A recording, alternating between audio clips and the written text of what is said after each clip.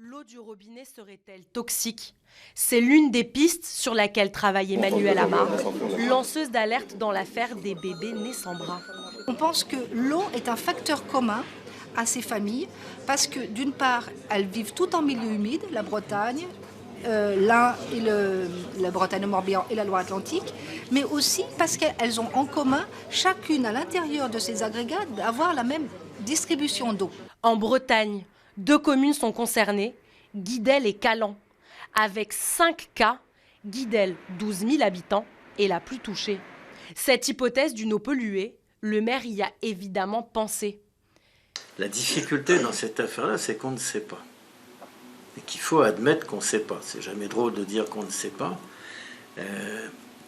Vous allez voir l'usine d'eau tout à l'heure. Quelle est la différence de l'eau consommée par nos voisins de Gestel ou de Pont-Scorff, par exemple, alors que tout ça provient de la même usine et donc du même point de prélèvement.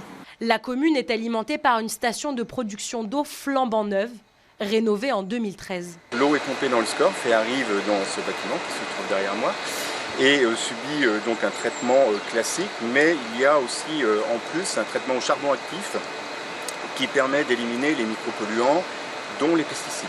250 000 mètres cubes d'eau sont traités quotidiennement. En 6 ans, aucun incident n'est survenu. C'est une usine récente qui date de 2013 et il n'y a jamais eu de problème de qualité de l'eau.